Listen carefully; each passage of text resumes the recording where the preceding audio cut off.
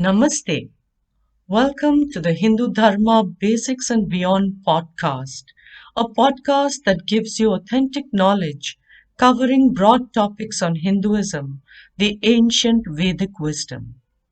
The podcast is based on the book by the same name by Pujya Swami Viditatmananda Saraswati, one of the most respected scholars and teachers of Advaita Vedanta today. The episode answers the following questions. What are the unique features of the great epic Mahābhārata?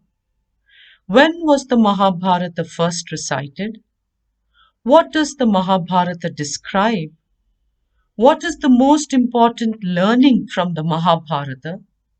Why does Lord Krishna compromise the values of Dharma several times to save the Pāṇdavas? Let's begin.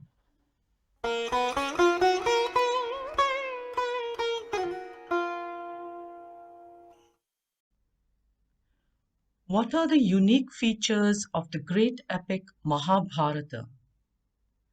The Mahābhārata, like the Ramayana, is one of the two major epics in Sanskrit. It is perhaps the longest poem ever written and consists of 100,000 couplets. At about 1.8 million words in total, the Mahābhārata is roughly 10 times the length of the ancient Greek poems Iliad and the Odyssey combined, or about 4 times the length of the Ramayana. It is said to be composed by the sage Vedavyasa. It has influenced the Indian way of life deeply and is revered so much that it is called the fifth Veda. It is also a Dharma Shastra, which means a scripture that focuses on righteousness. The epic employs the story within a story structure. Among the principal works and stories in the Mahābhārata are the Bhagavad Gita, the story of Damayanti, the story of Shakuntala, the story of Pururava and Urvashi, the story of Savitri and Satyavan, the story of Kacha and Devayani, the story of Rishyashringa, and an abbreviated version of the Ramayana. Each of these is considered as works in their own right.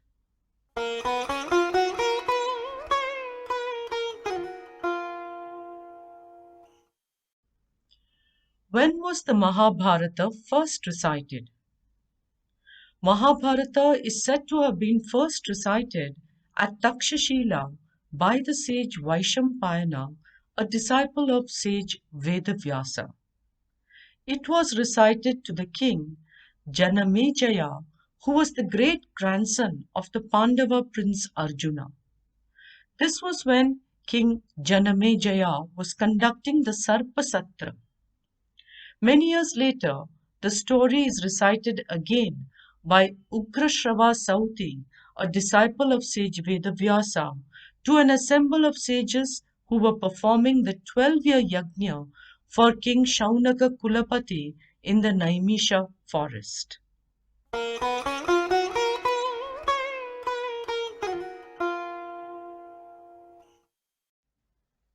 What does the Mahābhārata describe?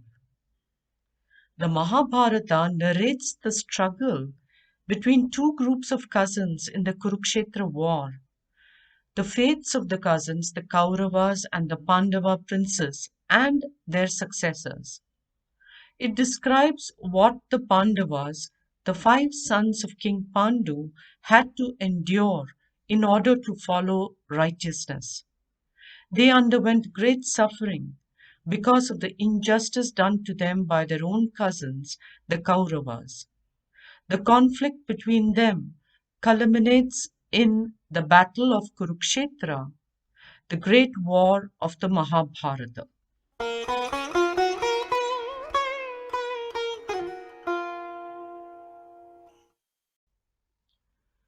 What is the most important learning from the Mahābhārata? The Mahābhārata teaches us the importance of having the grace of the Lord in order to follow a life of dharma. It helps us understand why Pandavas, the great devotees of Lord Krishna, always had him on their side. They always invoked the grace of Sri Krishna, who is portrayed as the Lord. He was a great friend of the Pandavas and was there to help and guide them in all situations. He helped them win the battle against the powerful Kauravas. Mahabharata emphasizes that only when the Lord or Ishvara is present in our lives that it is possible to follow the dictates of Dharma. This is because a life of Dharma can involve much conflict, pain, and suffering. Sometimes it can challenge our faith. In times of crisis, our trust in the Lord and the grace of the Lord comes to our aid. The Mahabharata is a great epic. The descriptions are fascinating and the dialogues are enlightening and inspiring. The teaching of Brahma Vidya is also described in this epic. Different kinds of codes of conduct are also taught.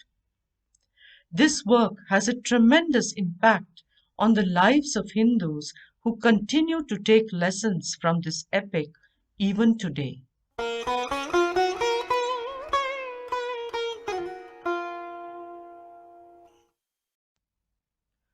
Why does Lord Krishna compromise the values of Dharma several times to save the Pandavas? Lord Krishna does not compromise the values of Dharma. Mahabharata describes some instances where one may believe that the values are bent, such as in the killings of Drona, Karna, Duryodhana, etc. This is why the spiritual teachers say that it is important to interpret the values. Values such as non-violence, fairness are no doubt universal, yet the meaning of fairness is a matter of individual interpretation. We look upon Lord Krishna as an embodiment of fairness. He does not favor the Pandavas. He is on the side of Dharma. Since Pandavas were committed to a life of Dharma, Krishna was on their side. There is no expression of partiality on his part for either the Pandavas or the Kauravas.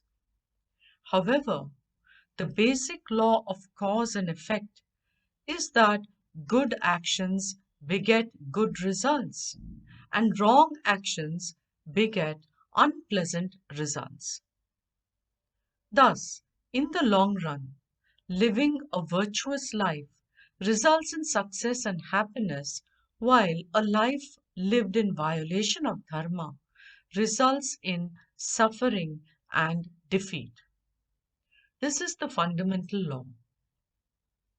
Based upon this fundamental law, the defeat of the Kauravas does not indicate unfairness, just as the success of the Pandavas does not indicate partiality. If at all Lord Krishna appears to favor the Pandavas, it is for the well-being of humanity in general. In Srimad Bhagavatam, we read about how Lord Krishna's life is itself full of trials and tribulations. He faces challenges and adopts the path of righteousness to solve them. This is what the Mahabharata wants to teach us. The rule is that where there is truth and righteousness, there is the grace of God. God or Ishvara is the basic niyati, the order or law, and Lord Krishna represents that universal order. When we conform to that order, naturally that order will be favorable to us. It is a live, conscious order. Let me emphasize again. Since the Pandavas lived a life of dharma, the order was favorable to them. This indicates the grace of the Lord. Therefore, although Lord Krishna's decisions seem to support the Pandavas, in truth, Lord Krishna supports Dharma so that adharma comes to an end. Only when that happens, harmony will prevail in society. Destroying so many people on the battlefield is like the act of a surgeon who may find it necessary to amputate a limb in order to protect the rest of the body. Similarly, it becomes necessary to destroy adharmic forces in order to save the rest of the society. When we study the Mahābhārata, we find that Drona, Karna, etc. were destined to die in a certain way. Lord Krishna is also the Karma Phaladata, or the dispenser of the results of actions. It becomes his role to create conditions so that people receive appropriate results for their actions. The Lord creates those conditions. In all this, Lord Krishna's conduct is fair, and this becomes evident later in the story.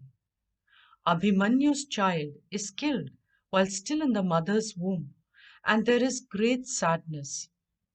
It also spells the end of the Pandava lineage because there is no successor left to carry it forward. The Pandavas pray fervently to Lord Krishna and beseech his help.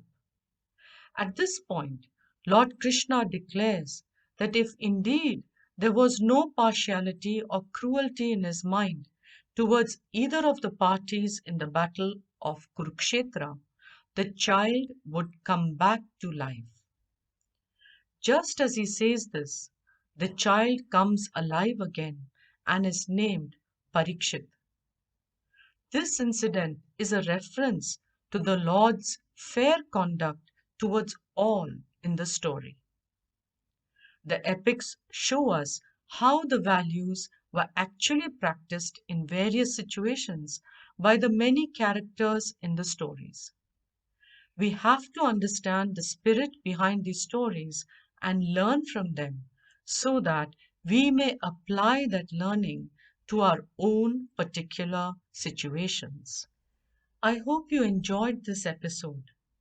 I'm Swami Viditatmananda, a Hindu monk and teacher of Vedanta, the Vedic wisdom that liberates.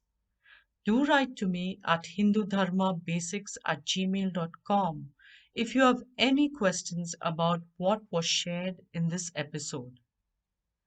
I thank Dr. Savitri Ramaya, a dear friend, who puts the final valuable editing touches on these podcast episodes.